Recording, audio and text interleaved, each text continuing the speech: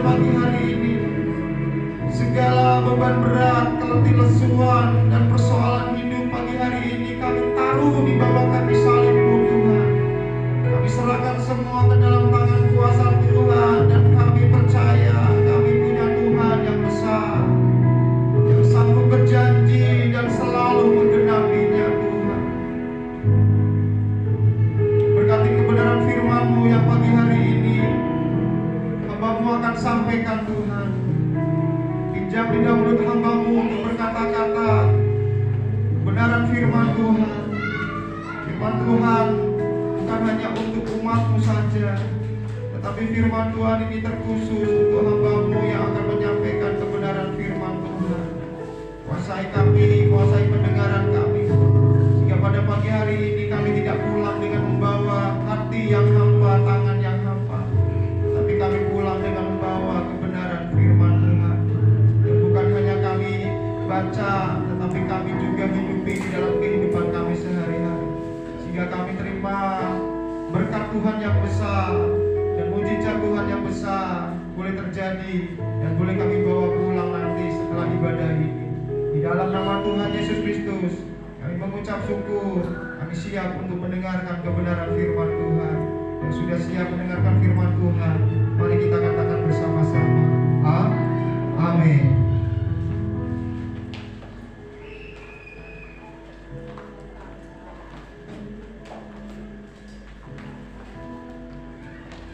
Shalom Bapak Ibu Saudara. Shalom. Selamat pagi, salam sejahtera buat kita semuanya. Tetap di dalam iman, pengharapanmu di dalam Tuhan. Karena hanya iman dan pengharapan di dalam Tuhanlah yang akan memampukan kita untuk kita boleh ada di dalam Tuhan. Pagi hari ini saya akan menceritakan pengalaman-pengalaman pribadi saya tentunya bersama dengan Tuhan. Kiranya pengalaman pribadi ini dapat memberkati Bapak Ibu Saudara di tengah-tengah persoalan, di tengah-tengah tantangan. Pagi hari ini saya akan menyampaikan kebenaran firman Tuhan dengan satu judul, Iman yang Kokoh. Iman yang kokoh. Kisah yang semua kita tahu, tetapi selama saya melayani Tuhan, kisah ini sangatlah memberkati saya secara luar biasa. Itu sebabnya saya mau membagikannya kepada saudara semuanya, yaitu kisah tentang Daud dan Goliat. Makanya tadi saya katakan kisah ini semua orang tahu, kisah klasik ini. Kisah klasik dari Alkitab yang tentu sudah kita sering dengar, bahkan sudah menjadi jargon kita sebagai orang percaya, bahkan orang-orang dunia ini, untuk menggambarkan bagaimana si kecil melawan yang besar. Dan saya mencobanya melihat dari sudut pandang yang berbeda. Dan saya yakin pada pagi hari ini saya bisa menolong saudara semua.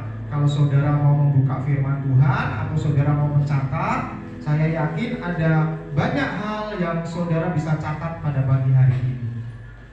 Saya mau mengawali pembicaraan kita dari 1 Samuel pasal 17 ayat yang pertama sampai yang ke-11.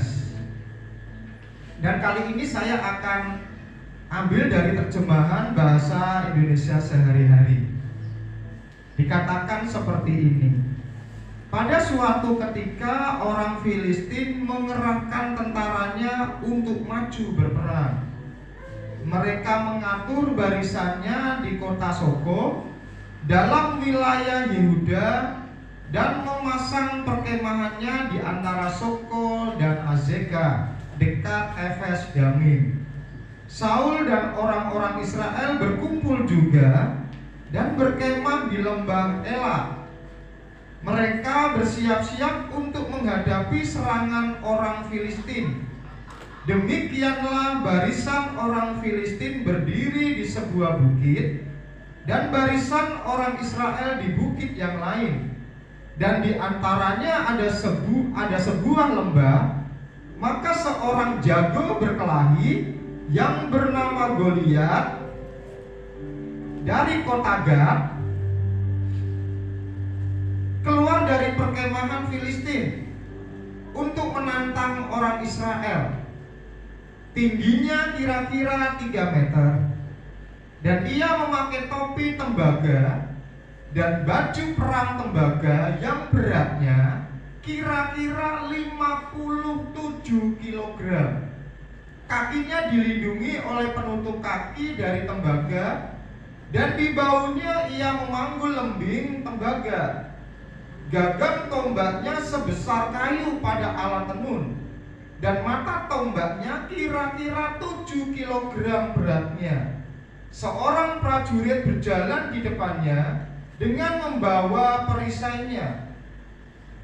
Goliat berhenti lalu berseru kepada tentara Israel, "Apa yang sedang kamu lakukan di situ? Hendak berperangkah kamu? Aku seorang Filistin. Hai hamba-hamba Saul, pilihlah seorang di antara kamu yang berani turun untuk bertempur melawan aku. Jika dalam perang tanding itu aku terbunuh, kami rela menjadi hambamu. Tetapi jika aku yang menang dan membunuhnya, kamulah yang akan menjadi hamba kami. Sekarang juga kutantang tentara Israel. Pilihlah seorang untuk bertanding melawan aku." Ketika Saul dan orang-orangnya mendengar tantangan itu, terkejutlah mereka dan menjadi sangat ketakutan. Demikianlah firman Tuhan. Nah, saudara perlu tahu latar belakang daripada kisah ini. Kalau saudara ataupun bapak ibu saudara baca, bangsa Israel di bawah pimpinan Raja Saul itu merupakan pasukan yang sangat hebat. Rekam jejak perang Saul dan tentaranya itu sangat mengagumkan. Mereka tertulis di Alkitab bahwa mereka selalu menang dalam peperangan.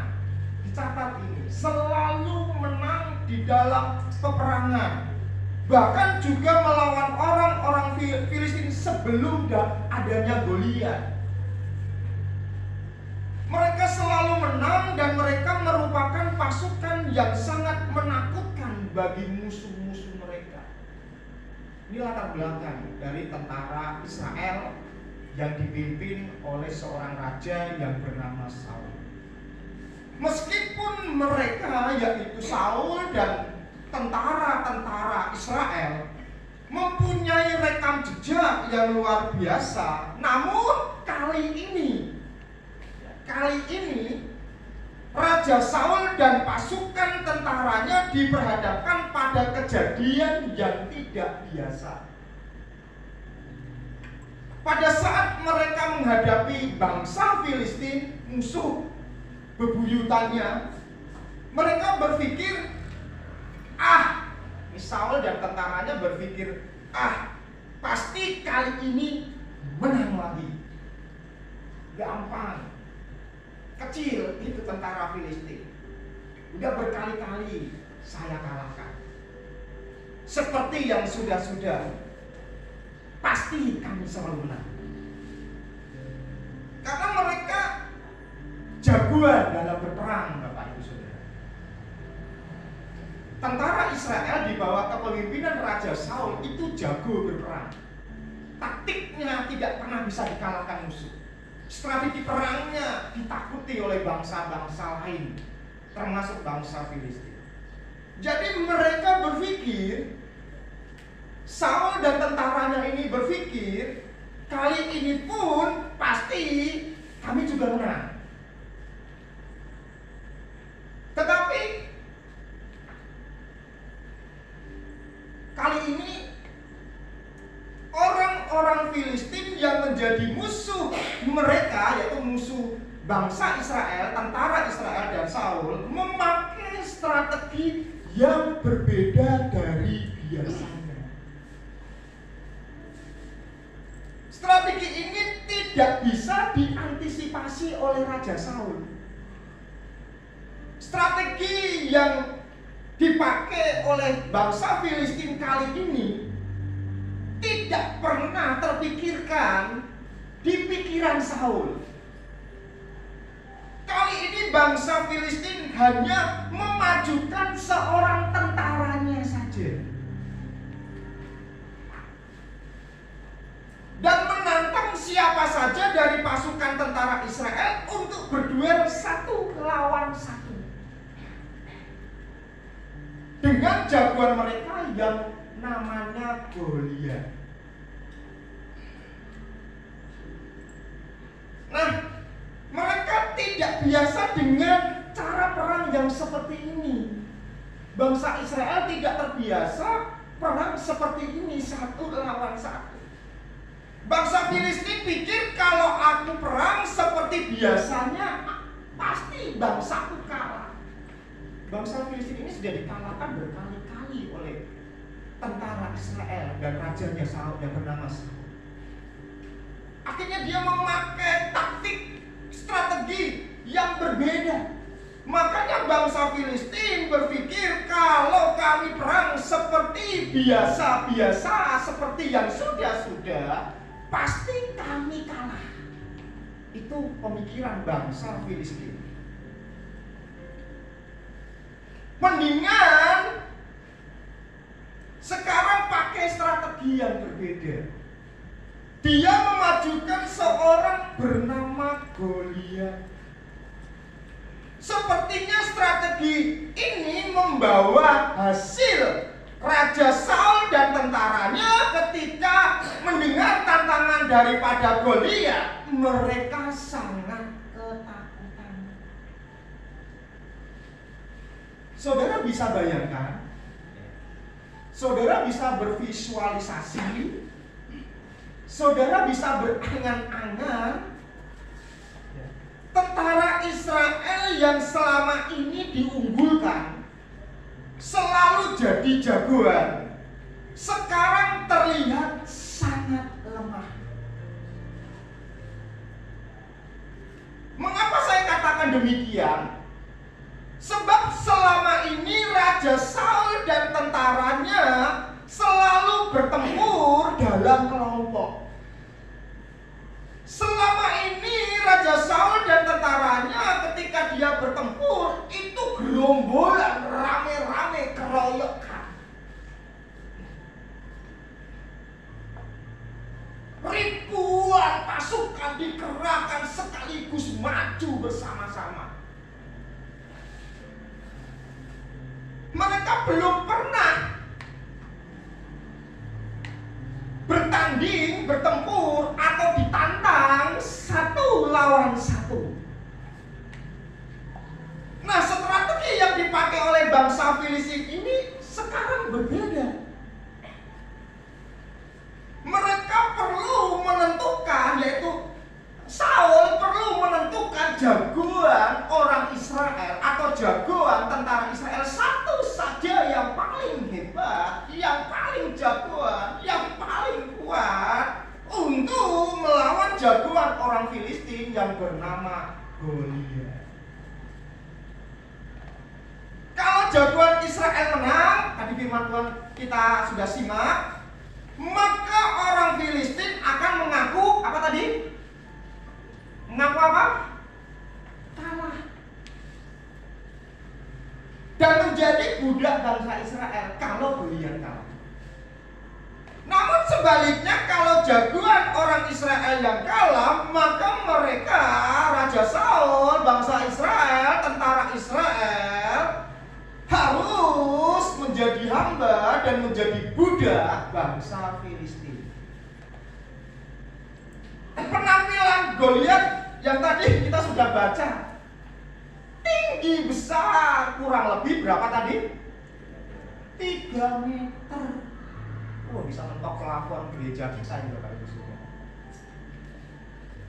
jago berkelahi. Peralatannya berat-berat, hebat. Tadi bajunya berapa kilo? Bajunya berapa kilo? 50 kilo. Ujung tombaknya saja berapa kilo? 7 kilo. Reputasinya Goliat ini yang mengintimidasi orang-orang Israel, sehingga tidak ada mereka yang berani untuk turun duel 1 lawan 1 dengan Goliat, termasuk Raja Saul, sang pemimpin besar bangsa Israel. Dan kalau saudara baca di Alkitab, dikatakan bahwa Raja Saul itu yang paling tinggi perawakannya di antara kaum sebangsanya. Saudara bisa bayangkan, seluruh bangsa Israel yang paling tinggi cuma Raja Saul. Perawakannya yang gagah perkasa hanya Raja Saul. Jadi Raja Saul yang paling tinggi dan dia nggak berani melawan Goliat.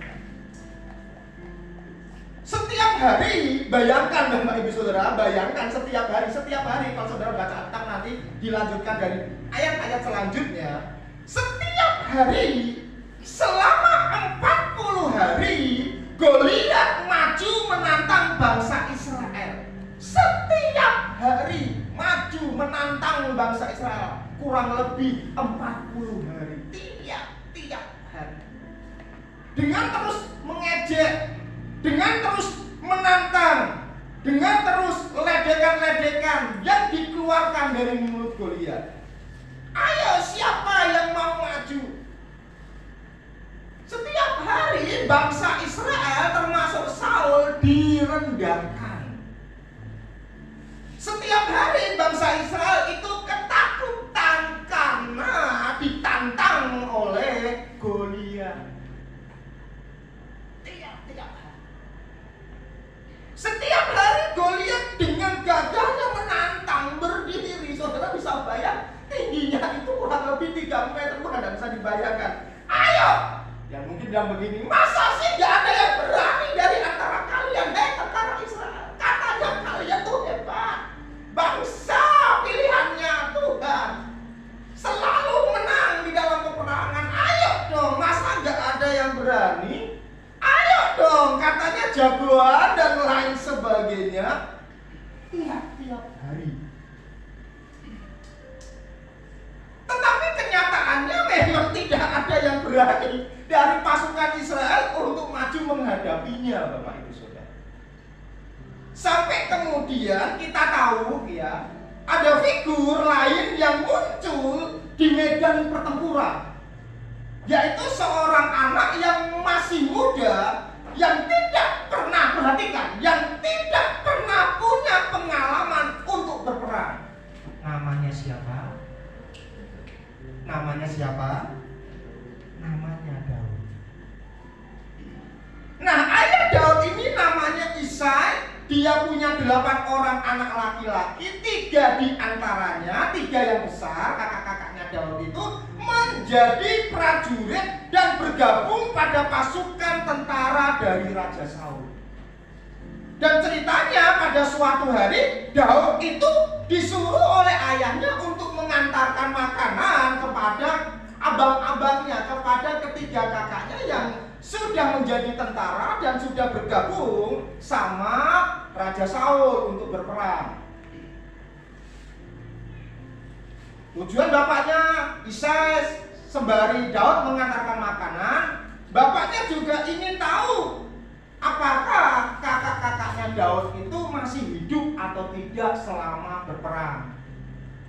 Apakah mereka sehat atau sakit selama mereka itu ada di medan perang. Nah, pada saat Daud tiba di perkemahan tentara Israel, Daud menyaksikan yang tidak biasa ini, yaitu Goliat menantang, merendahkan, meremehkan, bahkan menghina Allah yang hidup.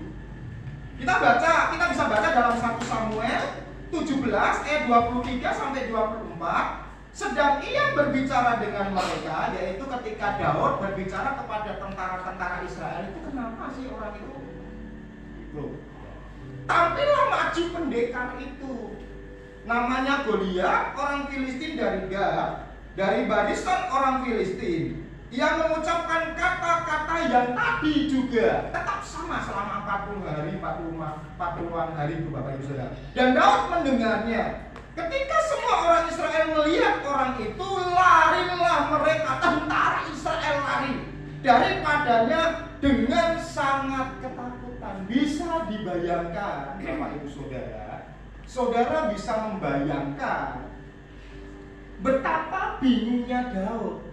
Dia itu baru datang ya, di perkemahan tentara orang Israel. Dia itu baru datang. Betapa bingungnya Daud pada saat itu. Para prajurit Israel yang menjadi kebanggaannya ya, Daud bangga kepada tentara Israel, Bapak Ibu. Karena apa? Di mana ketiga kakaknya yang besar bergabung di sana lari ketakutan pada saat Goliat muncul.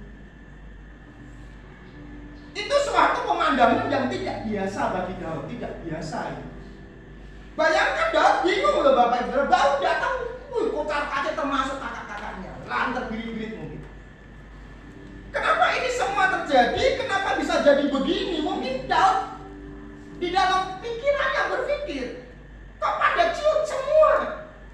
Gak ada yang berani. Maka di ayat 25 dan 26 dikatakan, berkatalah orang-orang Israel itu tentara. Mungkin juga di situ kakak-kakaknya yang lari terbirit-birit itu. Sudahkah kamu lihat orang yang maju itu? Sesungguhnya ia maju untuk mencemoohkan orang Israel. Orang yang mengalahkan dia akan dianugerahkan, perhatikan, orang yang mengalahkan Daud akan dianugerahkan raja kekayaan yang besar. Raja akan memberikan anaknya yang perempuan kepadanya, dan kaum keluarganya akan dibebaskannya dari pajak di Israel. Lalu berkatalah Daud kepada orang-orang yang berdiri di dekatnya, apakah yang akan dilakukan kepada orang-orang yang mengalahkan orang Filistin itu dan yang menghindarkan cemooh dari Israel? Siapakah orang Filistin yang tak bersunat ini sampai ia berani mencemoohkan barisan daripada Allah yang hidup? Di sini kita melihat perbedaan yang besar antara cara pandang tentara Israel dengan cara pandang Daud. Tentara Israel mengatakan, sudahkah kamu lihat orang yang maju itu? Mata mereka tertuju pada besarnya masalah. Mata mereka tertuju pada besarnya pergumulan, kesulitan, kesukaran yang sedang menghadang mereka. Dan semakin mereka memperhatikan masalah itu, selama 40 hari dicemooh, 40 hari ditantangin Goliat, seolah-olah Goliat menjadi besar hari demi hari. Sedemikian rupa rekam jejak mereka bahwa mereka belum pernah terkalahkan. Mereka lupa. Mereka itu lupa bahwa rekam jejak mereka itu tak terkalahkan. Karena apa? Sudut pandang mereka itu berbeda, Bapak Ibu Saudara. Mereka lupa bukti penyertaan Tuhan selama ini atas hidup mereka, yaitu tentara-tentara Israel. Mereka lupa penyertaan Tuhan tiap-tiap hari perjalanan mereka sampai masuk ke negeri Kanaan. Mereka lupa akan penyertaan Tuhan, akan kemenangan-kemenangan yang Tuhan berikan kepada mereka. Dan meskipun sudah diiming-imingi loh Bapak Ibu Saudara, diiming-imingi hadiah yang sangat luar biasa dari Raja Saul kepada siapa saja yang sanggup menghadapi Goliat, ya, tetapi tetap saja tidak ada yang berani. Sampai diberi hadiah pun mereka tidak ada yang berani maju. Tetapi Daud memiliki cara pandang yang berbeda.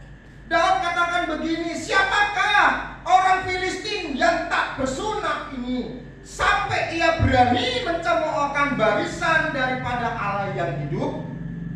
Mata Daud tertuju pada Allah yang hidup. Sedangkan Saul, kakak-kakaknya Daud, tentara-tentara Israel, matanya tertuju kepada siapa? Besarnya kesulitan yang ada di depannya. Tetapi Daud mata Daud tertuju pada Allah yang hidup, dan tidak hanya memandang kepada masalah yang sedang menghadapi. Bisa lihat perbedaannya? Bisa lihat perbedaannya? Dari dua ayat tadi bisa lihat perbedaannya, ya. Dan ini yang memampukan Daud melihat Goliat sebagaimana dia adanya, tidak lebih besar dari kenyataannya. Daud tidak mengingkari Goliat. Dia lihat Goliat ada di situ, dia lihat di medan pertempuran, dia lihat, dia tidak memungkiri Goliat. Dia tahu Goliat itu tinggi besar. Goliat itu jagoan daripada orang Filistin. Tetapi mata Daud itu tidak terfokus pada Goliat, tetapi kepada Allah yang hidup. Ini perbedaan antara tentara Israel dengan Daud. Singkat cerita, tidak ada yang berani untuk maju. Singkat ceritanya tidak ada berani yang untuk maju. Maka Daud menawarkan diri untuk menghadapi Goliat. Ya nggak ada yang berani maju, termasuk kakak-kakaknya, termasuk pemimpinnya yaitu Raja Saul tidak berani maju. Makanya dia menawarkan diri. Nah, kita lihat di sini bahwa Daud ini dari sejak muda sudah mempunyai cara berpikir atau mindset sebagai seorang yang mau menyelesaikan masalah. Ini Daud, Bapak Ibu Saudara. Bukan orang yang suka membesar-besarkan masalah. Tentara Israel itu membesar-besarkan Goliat di hadapan Daud. Di ayat tadi saudara perhatikan. Tetapi Daud tidak suka membesar-besarkan masalah. Dia punya cara berpikir, dia punya mindset untuk menyelesaikan masalah. Daud tidak kecil hatinya ketika menghadapi masalah besar atau menghadapi krisis, justru tekadnya muncul. Sangat disayangkan pada saat krisis, pada saat ada tantangan, pada saat ada persoalan, pada saat ada pergumulan yang berat, banyak anak-anak Tuhan yang justru ciut imannya. Jelas apa yang saya sampaikan? Sangat disayangkan pada saat krisis, banyak anak-anak Tuhan yang ciut imannya menghadapi krisis yang ada, menghadapi masalah yang ada. Bukannya mereka muncul imannya, tetapi justru mereka suka membesar-besarkan persoalan yang dihadapi. Sampai-sampai mereka lupa identitas diri mereka itu siapa. Lupa lagu puji-pujian yang sering kali dinyanyikan setiap hari. Lagu yang terakhir tadi itu request saya minta lagu itu sesuai dengan apa yang saya sampaikan. Aku punya Tuhan yang besar, yang telah berjanji dan sanggup menggenapi. Imanku bersepakat percaya kuasanya, ku terima sekarang kemenangan darimu. Lupa lagu puji-pujian yang sering kali dinyanyikan setiap hari. Lupa bahwa kemenangan sudah dijanjikan oleh Tuhan, bahwa dialah Tuhan yang sanggup menolong kita. Amin. Lupa bahwa kita pernah menyanyi bagai Raja Wali. Saudara tahu Raja Wali itu terbang dengan kekuatan sayapnya pada saat badai. Beri tepuk tangan buat Tuhan dulu.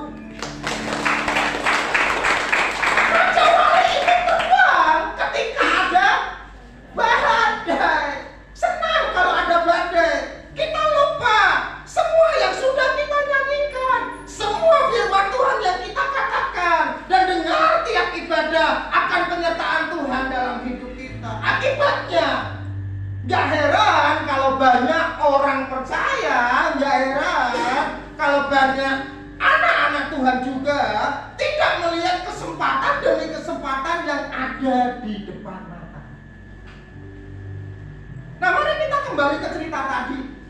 Daud ini udah bertekad mau maju untuk melawan Goliat. Tentu saja dia ditantang dong oleh kakak-kakaknya. Kakak-kakaknya mungkin berpikir, kita ini loh dek, yang punya pengalaman berperang bukan 1 kali 2 kali, puluhan kali loh dek. Kita ini punya pengalaman berperang. Itu saja kami tidak berani. Kamu lihat bocah kemarin sore, gak pernah punya pengalaman untuk berperang, kok sok-sokan mau maju berperang.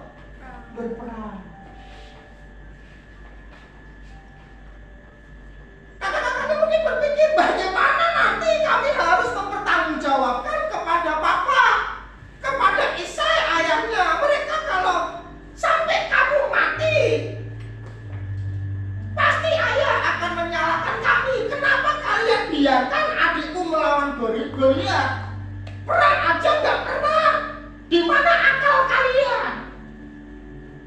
Jadi kakak-kakaknya itu melarang Daud, Bapak Ibu Saudara, dengan pertimbangan-pertimbangan 1, 2 dan lain sebagainya. Namun sekali lagi tidak ada yang bisa menghentikan tekadnya Daud. Sampai-sampai dia itu nyelonong ke tempat di mana Raja Saul itu ada, di kemahnya spesial yang dijaga ketat oleh tentara-tentara pasukan pengawal kerajaan. Dia nyelonong, dia memberanikan diri untuk menghadap Raja Saul. Makanya di dalam 1 Samuel 17 ayat 32 sampai 33 dikatakan, berkatalah Daud kepada Saul, janganlah seorang menjadi tawar hati karena dia, hambamu ini akan pergi melawan orang Filistin itu. Saudara perhatikan baik-baik, boleh dicatat, saya tidak tampilkan di slide. Tawar hati menyebabkan seseorang kehilangan kekuatannya, karena sudah tidak bisa melihat lagi pengharapan. Dan inilah yang diinginkan oleh si jahat, oleh si iblis, agar kita orang-orang percaya, anak-anak Tuhan, menjadi tawar hati. Terutama ketika menghadapi masalah yang besar, karena orang yang tawar hati akan kalah sebelum dia bertanding. Ayat 33. Tetapi Saul berkata kepada Daud, tidakmu. Perhatikan ayat ini. Ini rajanya sendiri loh yang bilang, pemimpinnya sendiri yang bilang, engkau dapat menghadapi orang Filistin itu untuk melawan dia sebab engkau masih muda, sedang dia sejak dari mudanya telah menjadi prajurit. Bahkan pemimpinnya sendiri menghalang-halangi. Orang yang tawar hati selalu melihat ketidakmungkinan. Itu sebabnya Raja Saul mengatakan tidak mungkin kepada Daud. Namun Daud yang masih muda, penuh dengan semangat, meskipun diragukan kemampuannya oleh pemimpinnya sendiri. Perhatikan ini, Daud tidak putus asa. Begitu yakinnya Daud akan penyertaan Tuhan dalam hidupnya, sampai perkataan Saul pun tidak dapat menghalangi keinginannya untuk pergi melawan Goliat. Inilah yang disebut, yang saya sebut dengan iman yang kokoh. Inilah yang saya sebut dengan iman yang kokoh atau true faith. Betul ya Pak? Dengar saya salah nih bahasa ini. Tidak menjadi masalah meskipun harus berjalan sendirian. Meskipun tidak ada yang mendukung, saya tetap jalan. Alkitab katakan dalam Ibrani pasal 11 ayat yang pertama, iman adalah dasar dari sesuatu yang kita harapkan dan bukti dari segala sesuatu yang tidak kita lihat. Iman itu dasar, Bapak Ibu Saudara. Fondasi di mana kita membangun seluruh kehidupan kita. Terutama sebagai orang percaya. Mempunyai iman yang teguh berarti tetap berdiri. Berpegang pada apa yang diharapkan, apa yang dijanjikan, dan tidak tergoyahkan. Itu iman yang kokoh. Iman merupakan sebuah kepastian bahwa apa yang dinyatakan, apa yang Tuhan janjikan itu benar adanya meskipun belum bisa dilihat. Namun memberikan keyakinan bahwa apa yang diharapkan itu bisa menjadi sebuah kenyataan. Itu iman. Besarnya iman kita kepada Tuhan dan kepada janji-janjinya itu tergantung kepada seberapa besar pengenalan kita, saudara semuanya, kepada pribadi Tuhan. Saya ulangi sekali lagi. Besarnya iman kita kepada Tuhan dan kepada janji-janjinya tergantung kepada seberapa besar pengenalan kita akan pribadi Tuhan. Tergantung pengenalan saudara. Bicara iman, bicara kepercayaan, dan kepercayaan dibangun di atas karakter seseorang, kita perlu mengenal pribadinya supaya kita tahu apakah janji Tuhan itu bisa dipegang atau tidak. Kita perlu mengenali pribadinya terlebih dahulu dengan baik, supaya kita bisa tahu janjinya bisa dipegang atau tidak. Kenapa? Banyak orang mundur dari Tuhan. Kenapa banyak orang meninggalkan Tuhan? Karena mereka belum kenal Tuhan dengan sungguh-sungguh. Mereka belum kenal Tuhan secara pribadi. Makanya tidak heran banyak anak-anak Tuhan yang mundur daripada Tuhan. Nah, pertanyaannya begini. Apakah Daud ini ngawur? Berani-beraninya dia maju melawan Goliat? Apakah dia ngawur karena dia masih muda, dia naif? Apakah Daud tidak punya perhitungan?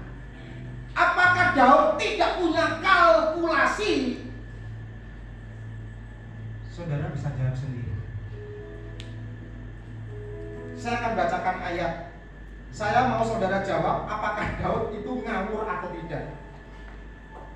Saya bacakan ayat ini, saudara nanti bisa jawab. 1 Samuel 17 ayat 34 sampai 37. Tetapi Daud berkata kepada Saul, "Hambamu ini biasa menggembalakan kambing domba ayahnya. Apabila datang singa atau beruang yang menerkam seekor domba dari kawanannya, maka aku mengejarnya, menghajarnya, dan melepaskan domba itu dari mulutnya, mulut singa ataupun mulut beruang. Kemudian apabila ia berdiri menyerang aku, maka aku akan menangkap janggutnya, lalu menghajarnya dan membunuhnya. Baik singa maupun beruang telah dihajar oleh hambamu ini, dan orang Filistin yang tak bersunat itu," perhatikan kalimat ini.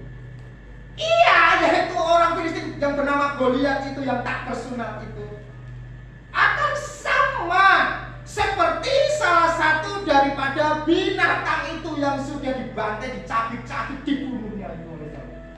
Karena ia telah mencemooh barisan daripada Allah yang hidup.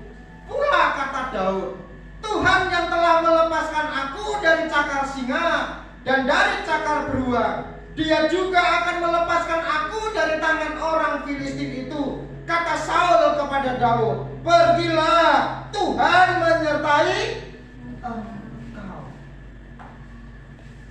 Nah, saya barusan membacakan ayat ini. Saya mau tanya kepada saudara, menurut saudara Daud itu ngawur atau tidak? Menurut saudara, imannya Daud ini ngawur apa tidak? Apakah imannya penuh kalkulasi atau tidak? Imannya Daud ini penuh kalkulasi, penuh dengan pertimbangan tidak? Iman itu nggak ngawur, saudara. Iman itu bukan nekat. Iman itu penuh dengan kalkulasi. Iman yang tidak ngawur. Kalkulasinya didasari oleh pengenalan kepada Tuhan yang hidup. Ini yang membedakan. 2 kali sudah kita baca, Daud menyebut Allah yang hidup. Allahnya dia bukan Allah yang mati. Dari mana dia bisa dapat pengertian itu? Karena dia tidak bisa mengandalkan kekuatannya sendiri, tetapi pengalaman-pengalamannya berjalan bersama dengan Tuhan menjadi dasar dari keputusannya untuk melawan Goliat. Ini dasar pengenalan terhadap Tuhan Allah yang hidup yang benar, itu dasar untuk melawan Goliat. Jadi iman tidak sama dengan nekat atau ngawur. Iman itu bukan ngawur, Bapak Ibu Saudara. Ya, iman itu bukan ngawur. Daud ini terbiasa bertarung 1 lawan 1. Dia tidak suka keroyokan. Dia tidak suka gerombolan. Dia tidak terbiasa dan tidak suka dengan kerumunan, Bapak Ibu Saudara. Daud ini terbiasa bertarung 1 lawan 1 dengan binatang buas. Seperti dengan singa dan beruang yang datang mau memangsa kambing domba peliharaan. Dan di mata Daud, Goliat tidak berbeda dengan singa dan beruang. Hebatnya Daud. Bayangkan, saudara perlu bayangkan, setiap kali Daud berhadapan dengan singa dan beruang, tidak ada yang bisa menolong dia kecuali siapa? Kecuali siapa? Tuhan. Di padang penggembalaan yang tidak ada siapa-siapa, hanya dia dan kawanan domba yang dipeliharanya. Ketika dia berhadapan dengan singa dan beruang, tidak ada orang lain yang bisa tolong kecuali yang bisa menolong siapa? Tuhan. Gak mungkin domba-dombanya bisa menolong Daud. Gak mungkin bisa domba-dombanya bisa membantu Daud sebagai gembalanya. Gak bisa, Bapak Ibu. Jadi Daud itu bukan ngawur. Dia punya pengalaman. Pada saat dia nggak bisa apa-apa, pada saat dia tidak ada yang dia bisa panggil untuk dimintai pertolongan, tidak ada yang bisa dia andalkan, ketika singa dan beruang maju hendak memangsa kambing dombanya, dia hanya bisa mengandalkan Tuhannya, dan Tuhan yang memungkinkan dia untuk bisa membunuh singa dan beruang itu. Amin. Ingat, Daud tidak cari gara-gara loh sama singa. Dan pastinya dia tidak cari gara-gara sama beruang. Ayo beruang kesini dong lawan aku. Enggak. Dia tidak cari gara-gara. Tetapi dia bertarung, perhatikan. Kenapa Daud itu bertarung? Karena rasa tanggung jawabnya untuk mempertahankan apa yang dipercayakan ayahnya kepadanya. Dia bertarung karena dia punya tanggung jawab untuk mempertahankan kepercayaan yang diberikan oleh ayahnya, yaitu kambing domba peliharaan. Dan pengalaman yang menyelamatkan binatang peliharaan itu membuat Daud sangat yakin bahwa kalau Tuhan bisa menyelamatkan saya dari terkaman singa dan beruang, maka Tuhan yang sama, Tuhan yang hidup itu akan menolong dia untuk mengalahkan Goliat. simpel cara berpikirnya. Iman Daud bertumbuh dari pengalaman-pengalaman melakukan pekerjaan sehari-hari, yaitu menggembalakan kambing domba. Daud adalah contoh dari seseorang yang melibatkan Tuhan dalam pekerjaannya sehari-hari. Saya ulangi, Daud adalah contoh dari seseorang yang melibatkan Tuhan dalam pekerjaannya sehari-hari. Hal yang sama perlu kita lakukan. Kita anak Tuhan ini perlu lakukan hal yang sama juga. Kalau kita melibatkan Tuhan, maka kita akan menemukan Tuhan dalam keseharian kita. Yang percaya katakan amin. Baik itu dalam urusan rumah tangga, dalam mendidik anak, dalam urusan sekolah, urusan pekerjaan, urusan bisnis, urusan dengan guru, urusan dengan murid, dan lain sebagainya. Kalau kita melibatkan Tuhan dalam keseharian kita, maka kita akan melihat pertolongan Tuhan. Gak ada amin.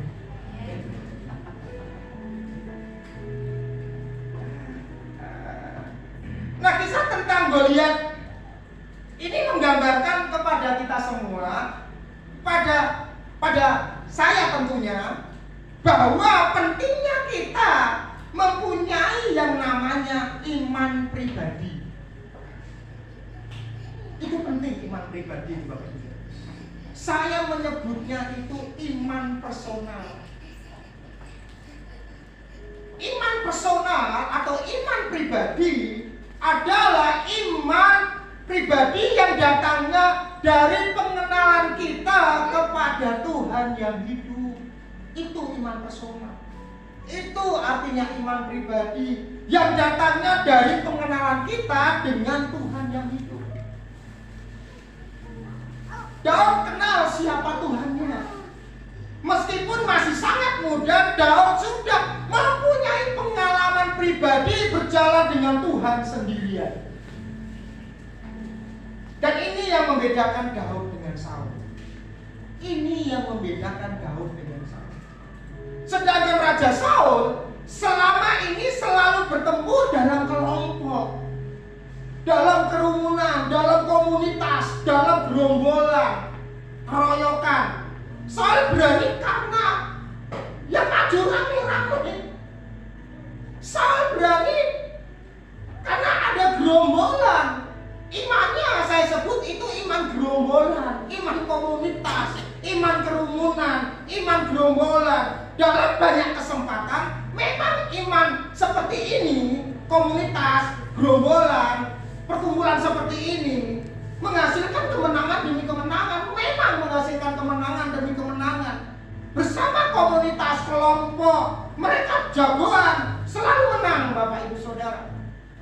Tetapi sekarang orang Filistin merubah strategi. Mereka tahu bahwa mereka nggak sanggup melawan gerombolan. Orang Filistin tahu kalau berperang maju itu seru, nggak pernah menang. Bangsa Filistin nggak pernah menang. Makanya diubah strategi. Kalau kita mengenal satu lawan satu, yang paling kuat di Israel dan yang paling kuat di Filistin, satu lawan satu. Dan Saul tidak punya keberanian dan tidak mempunyai kekuatan, sedangkan Daud mempunyai iman pribadi. Dia terbiasa bertempur sendirian. Dia terbiasa menghadapi persoalan sendirian. Dia terbiasa melawan tipu daya, lawan itu sendirian. Tidak ada teman, tidak ada sahabat, tidak ada perkumpulan, tidak ada komunitas. Dia satu lawan satu. Terbiasa, iman pribadinya tumbuh karena pengenalan akan Tuhan dan hidup. Itu sebabnya kita perlu untuk mempunyai iman pribadi, iman personal. Memang kita perlu untuk berkumpul, wajib kita berkumpul. Berkomunitas seperti ini hukumnya wajib, kata firman Tuhan. Janganlah engkau meninggalkan pertemuan-pertemuan ibadah. Memang kita perlu bersekutu bersama-sama saudara seiman. Ya, memang kita perlu untuk hadir di dalam ibadah, di dalam komunitas. Makanya jangan menghindari pertemuan ibadah saudara, jangan hindari komunitas ibadah saudara, tetapi ibadah yang baik akan menolong saudara untuk mempunyai iman pribadi. Amin. Ibadah yang baik akan dapat menolong saudara untuk mempunyai iman personal atau iman pribadi. Komunitas yang baik akan mendorong saudara untuk mempunyai iman pribadi. Persoalan hidup ini mengajarkan kepada kita semuanya bahwa hidup ini ada kalanya kita harus berhadapan dengan persoalan kita sendiri.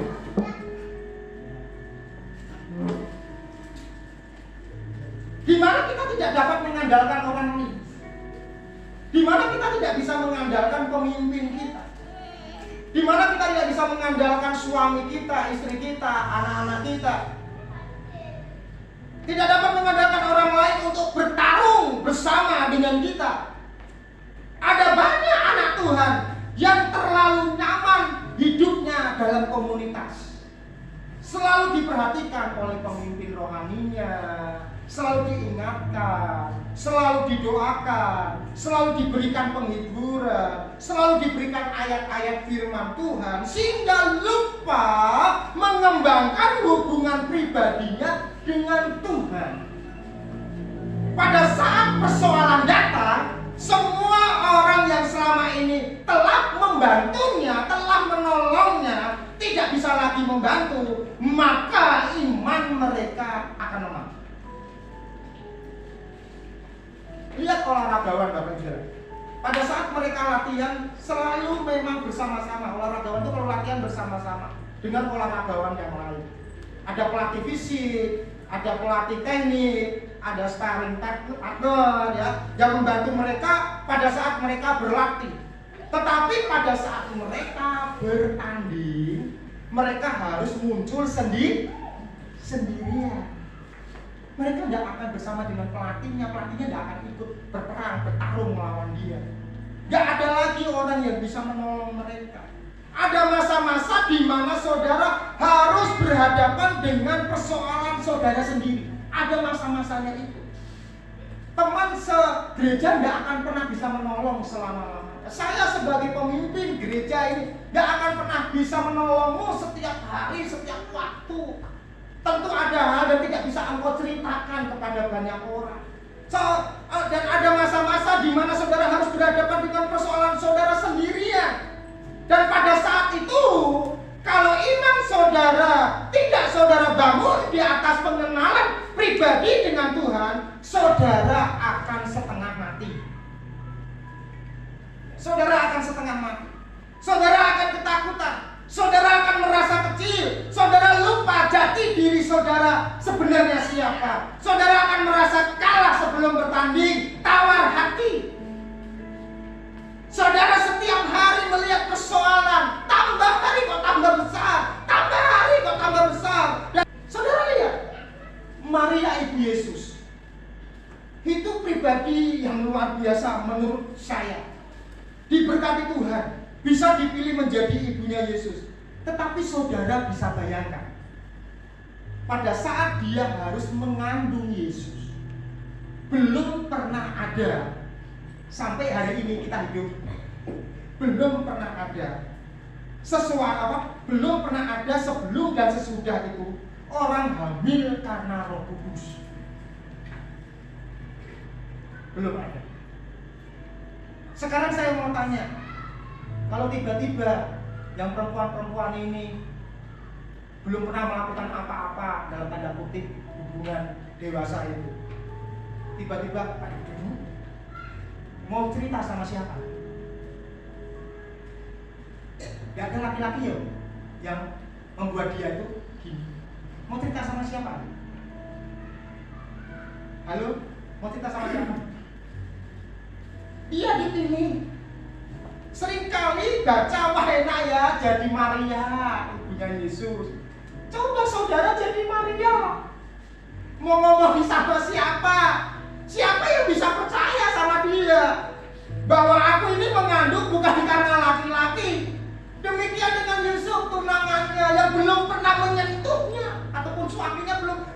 menyentuhnya. Bisa bayangkan, dia mau cerita sama siapa kok tiba-tiba istriku belum saya apa-apain kok sudah gini. Mana ada orang yang mau percaya? Itu kalau imannya iman komunitas, iman rame-rame. Kalau banyak orang, iman kita tumbuh. Gak punya iman pribadi, gak bisa bertahan. Ada saat-saat di mana iblis merubah strategi dan pilih saudara untuk berhadapan satu lawan satu. Iblis akan merubah strategi. Mungkin selama ini kalau kita rombongan gini rame-rame nyanyi, iman tadinya kita yang iman lemah jadi kuat karena apa? Ada teman kita yang nyanyi semangat, terus kita jadi ikut semangat, imannya kuat. Tetapi iblis punya strategi yang belum pernah kita bisa bayangkan, pikirkan, kalkulasi dan lain sebagainya. Iblis akan memakai strategi yang baru dan akan memilih saudara berhadapan satu lawan satu. Satu kali Tuhan Yesus panggil Simon yang disebut dengan panggilan Petrus. Ya. Terus dia bilang, Simon, Simon, lihat, ini ayat firman Tuhan yang saya cuplik. Iblis telah menuntut untuk menampi engkau. Yang dipilih itu Simon Petrus. Yang lain enggak. Cuma Simon yang dipilih.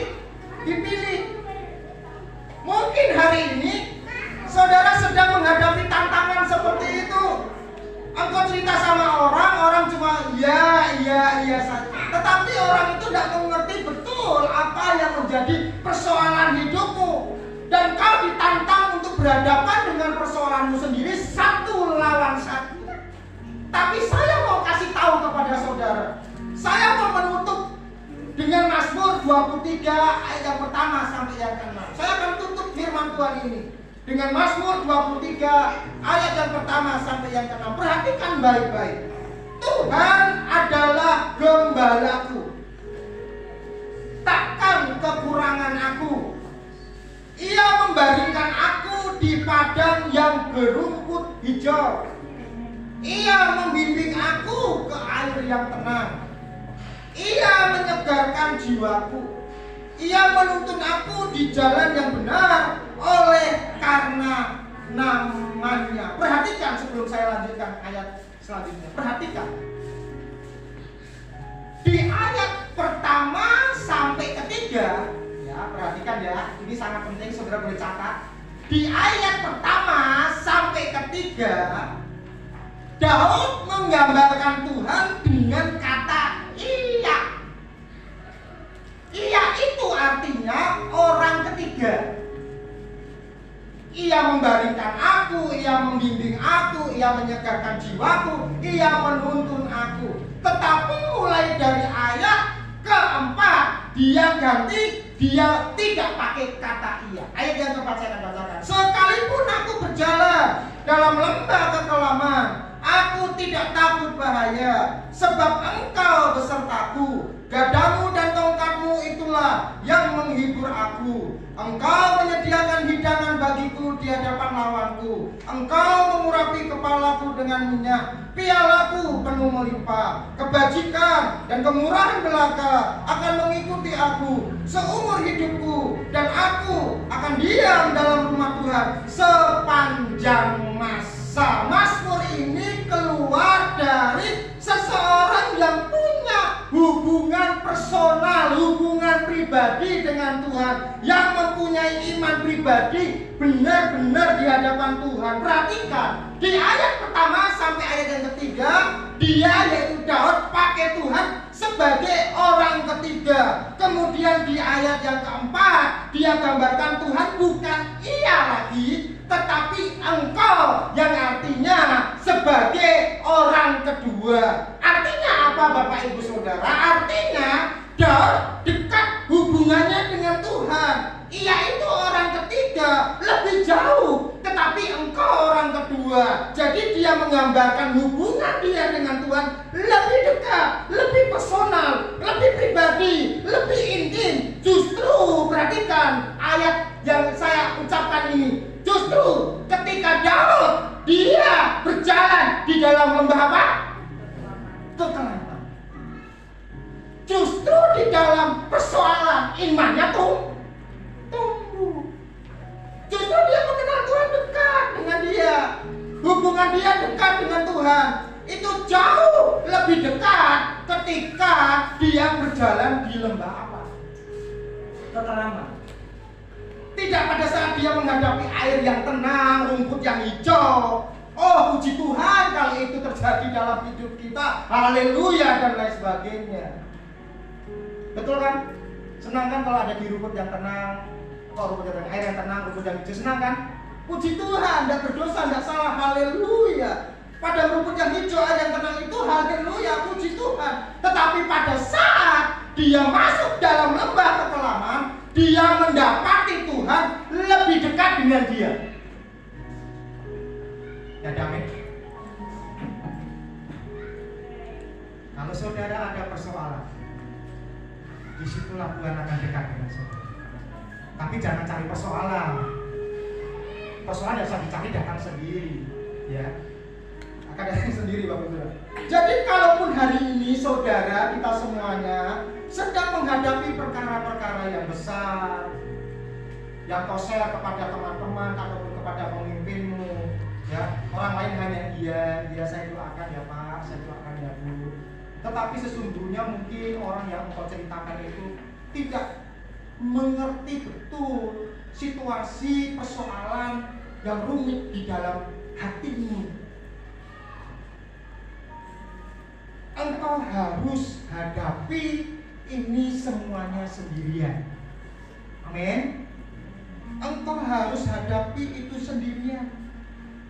Dan saya beritahu, sebagai seorang pemimpin saya beritahu, justru saat-saat itulah, saat-saat di mana saudara sedang ada di lembah kekelaman itulah, kesempatan saudara untuk mengembangkan iman pribadimu bersama dengan Tuhan. Bisa menangkap apa yang saya katakan? Ya. Justru saat-saat itulah saudara untuk mengembangkan iman pribadimu bersama dengan Tuhan. Dan saat-saat engkau membuktikan bahwa Tuhanmu itu adalah Allah yang hidup dan dekat dengan saudara, buktikan.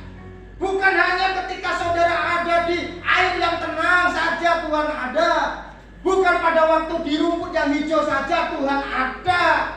Tetapi buktikan ketika engkau ada di lembah kekelaman, engkau ada di jalan buntu, engkau mengalami kebimbangan, keputusasaan, hilang pengharapan, imanmu mulai goyah. Buktikan dan temukan bahwa disitulah ketika engkau mengembangkan iman pribadimu, percayamu kepada Tuhan, Tuhan akan ada bersama dengan saudara. Amin. Tidak ada persoalan yang tidak bisa diselesaikan dengan Tuhan. Semua persoalan bisa diselesaikan. Pengalaman pribadi saya itu menunjukkan bahwa ketika ada di lembah kekelaman, Tuhan. Terakhir saya mau sampaikan, mari pemain musik. Apa yang bisa kita pelajari dari Daud? Saya sudah ngomong panjang lebar. Apa yang bisa kita pelajari dari Daud? Yang pertama, kita perlu melihat masalah kita memakai lensa Allah yang hidup. Kalau saudara punya persoalan, saudara punya masalah, jangan pakai kacamata kita, ya. Jangan pakai perasaan kita, tetapi pakai kacamatanya Tuhan. Di situ Tuhan akan menolong saudara. Saudara akan bisa berhadapan satu lawan satu. Walaupun tidak ada teman, komunitas gereja, teman seiman atau pemimpinmu tidak bisa menolong, engkau bisa berhadapan sendiri satu lawan satu. Ketika iblis memilih engkau melawan satu. Yang kedua, kita perlu membiasakan diri kita untuk menjadi seorang pemecah masalah. Daud ini seorang pemecah masalah. Bukan orang yang menemukan masalah, bukan orang yang membesar-besarkan masalah. Dan yang ketiga, kita perlu untuk membangun iman pribadi. Dan itu mulai dengan mengundang Yesus dalam kehidupan keseharian kita. Amin. Yuk mulai hari ini yuk undang kehidupan Yesus itu dalam kehidupan seharian. di dalam pekerjaanmu sehari-hari, di dalam rumah tanggamu sehari-hari. Ya undang Tuhan Yesus di dalam kehidupanmu sehari-hari, di dalam pendidikanmu anak-anak kita, undang Yesus setiap hari. Yang keempat, iman yang sesungguhnya tidak tergoyahkan meskipun harus berjuang sendiri. Saya mau katakan, ketika satu kali saya tidak bisa menolong, ketika saya ditelepon saya tidak bisa datang mendoakan saudara, saudara tidak perlu goyah imannya. Saudara tidak perlu iman saudara itu tergoyahkan, saudara lemah hanya karena mungkin saya tidak bisa datang, mungkin teman seiman saudara tidak bisa datang untuk mendengar keluh kesah saudara, untuk mendengar persoalan saudara, untuk meminta doa saudara. Ketika itu semuanya tidak terjadi atas seizin Tuhan, karena mungkin iblis sedang memilih engkau satu lawan satu. Iman yang sesungguhnya tidak tergoyahkan meskipun harus berjuang sendiri. Amin. Kalau hari ini saudara punya iman, keroyokan seperti ini kuat kalau sudah banyak orang, ya, tidak masalah, no problem, itu tidak salah. Tetapi ingat, bangun iman pribadimu sehingga pada saat nanti engkau harus berhadapan dengan permasalahanmu sendirian, tidak ada pemimpin rohani yang bisa mendampingi, tidak ada saudara seimanmu yang bisa mendampingi, engkau harus menghadapi persoalan pribadimu sendirian. Engkau bilang, tidak masalah Tuhan, kalaupun aku menghadapi sendiri satu lawan satu, tidak masalah Tuhan, sebab aku punya Allah yang beri tepuk tangan buat Tuhan. Kepada kiri kananmu, kamu punya Allah yang hidup.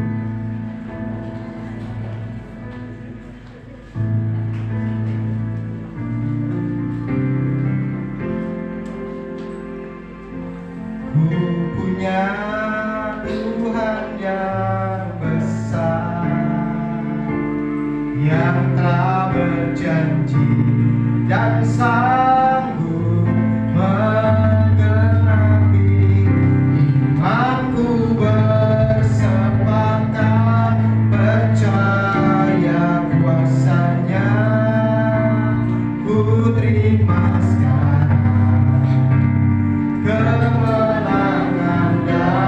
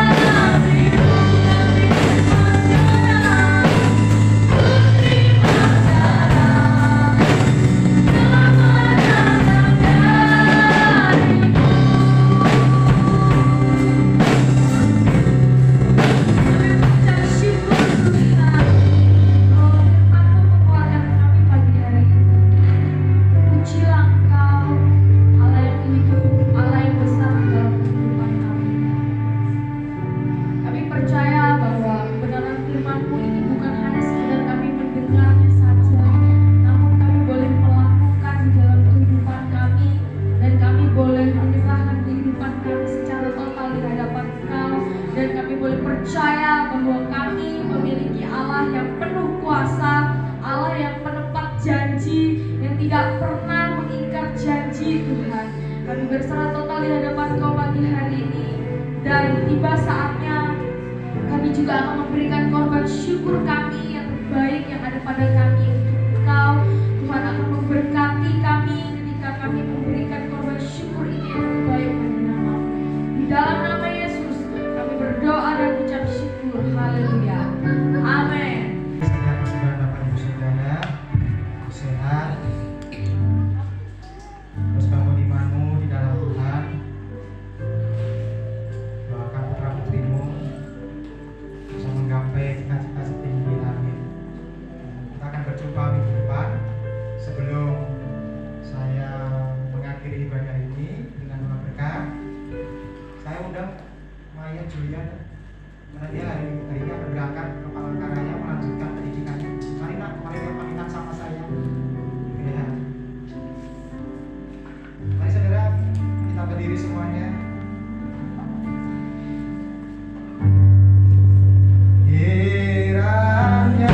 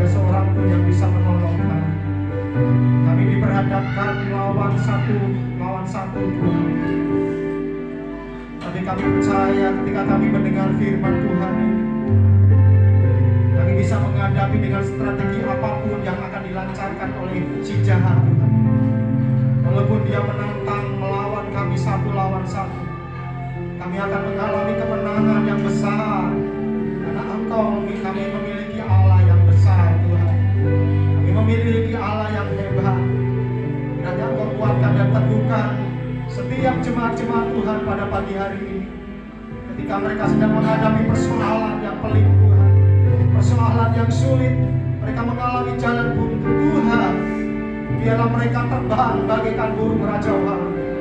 Biarkan Engkau ada bersama-sama dengan mereka Tuhan. Iman pribadi mereka muncul, iman pribadi mereka besar Tuhan, dan mereka tidak tergoyahkan walaupun mereka harus menghadapi persoalan itu dengan sendirinya. Untuk itu Tuhan, tolong teguhkan mereka, teguhkan firman-Mu Tuhan, agar setiap kami yang mendengar, kami boleh membawa pulang ke rumah kami masing-masing. Kami akan hidupi firman Tuhan ini di dalam kehidupan kami sehari-hari. Kami akan libatkan Tuhan dalam pekerjaan kami. Kami akan libatkan Tuhan dalam kehidupan rumah tangga kami. Kami akan libatkan Tuhan di dalam mendidik anak-anak kami. Kami akan melibatkan Tuhan di dalam setiap aspek kehidupan kami. Kami akan melibatkan Tuhan, karena kami yakin dan kami percaya ketika kami melibatkan Tuhan, Tuhan yang maha besar itu akan memberikan kemenangan demi kemenangan yang besar kepada kami. Kami percaya Tuhan, Engkau memiliki rekam jejak yang tak pernah terkalahkan. Engkau memiliki rekam jejak yang tak pernah terkalahkan Tuhan. Dan hari ini rekam jejak-Mu berikan kepada kami, agar kami juga tak terkalahkan Tuhan. Pagi hari ini, sebelum kami meninggalkan tempat ini, kami mau berdoa bersama dengan seluruh sidang jemaat Tuhan. Kami mau mendoakan anak kami Maya Julia Tuhan, yang hari ini dia akan berangkat untuk melanjutkan studi pendidikannya lebih tinggi lagi. Kami tahu Tuhan ada rasa takut, ada rasa gentar, ada rasa sendirian. Mungkin selama ini dia bisa menghadapi bersama dengan orang tuanya. Mungkin selama ini dia bisa bergabung dengan orang tua dan adik-adik dia akan menghadapi persoalan sendirian di tempat perantauan Tuhan. Untuk itu hamba-Mu memintakan berkat dari tempat yang maha tinggi, tempat daripada Tuhan Yesus sendiri, berkat Abraham, berkat Ishak dan berkat Yakub. Bahkan Engkau tambahi dengan berkat Yusuf Tuhan. Berkat dari kerajaan surga-Mu turun mengalir dalam diri anak kami Maya Julia. Engkau memperlancarkan pendidikannya Tuhan. Engkau menyediakan apa yang diperlukan, dibutuhkan selama pendidikannya di Palangkaraya. Dan di sana dia tetap mencari Tuhan. Dia tetap mencari Tuhan di dalam hidupnya. Di tempat barunya nanti, setiap keperluan kebutuhannya Tuhan tolong cukupkan Tuhan. Biaya pendidikannya Tuhan tolong cukupkan. Dan selama masa pendidikannya, Engkau jauhkan dari mara bahaya kecelakaan. Bisa mengikuti setiap pendidikan, mata pelajaran, mata kuliah yang akan dikerjakan, diikutinya Tuhan. Kami percaya hari ini dia menjadi ambasadornya Tuhan. Dia menjadi duta Injil Tuhan di Palangkaraya. Dia akan menjadi duta kerajaan-Mu sesuai dengan nama gereja-Mu di tempat ini.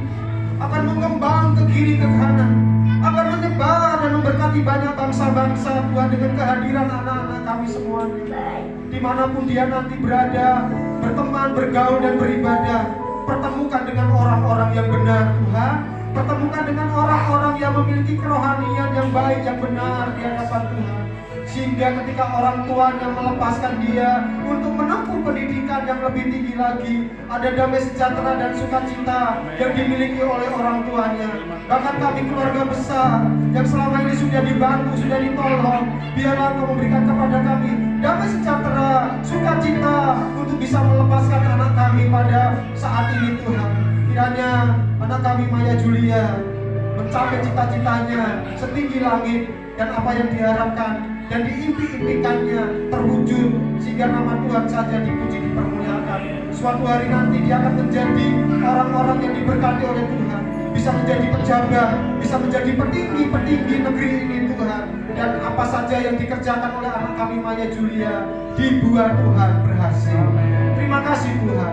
Begitu juga dengan anak-anak kami yang lainnya yang belum berangkat hari ini, bahkan yang sudah memasuki kuliah tatap muka. Kiranya Tuhan memberkati mereka, berkati setiap keperluan-kebutuhan mereka Tuhan di tempat perantauannya. Cukupkan menjadi keperluan mereka, dan berkati orang tua mereka yang setiap saat, setiap waktu mengirimkan berkat, memikirkan mereka dan berdoa buat mereka. Berkati secara khusus. Dan kami semuanya, untuk anak-anak kami yang akan masuk ke jenjang yang lebih tinggi, SD, SMP, SMA, bahkan perguruan tinggi, Tuhan tolong. Engkau Yehova Jireh, Kau mengadakan yang tidak ada menjadi ada. Dan hari ini kami sudah membuktikannya. Kami banyak melihat bahwa tangan Tuhan sudah menolong kami semuanya sekian lama sampai hari ini. Terima kasih Tuhan. Terima kasih Bapa kami di dalam kerajaan surga. Dikuduskanlah nama-Mu, datanglah kerajaan-Mu, jadilah kehendak-Mu di bumi seperti di surga. Berikanlah hari ini makanan kami yang secukupnya, dan ampunilah kami seperti kami juga mengampuni orang yang bersalah kepada kami. Dan janganlah membawa kami ke dalam pencobaan, tapi lepaskanlah kami daripada yang jahat, karena Engkau-lah yang mempunyai kerajaan, dan kuasa, dan kemuliaan sampai selama-lamanya. Sekarang saudara-saudaraku, arahkan hatimu, angkatlah kedua belah tanganmu, pulanglah engkau, pulang dengan bawa berkat daripada Bapa di surga, kasih sayang daripada Yesus Kristus, penyertaan, penghiburan daripada Roh-Mu yang kudus, tinggal menyertai kita semuanya, mulai hari ini sampai Maranatha. Tuhan Yesus Kristus daripada kali yang kedua menjemput kita semuanya.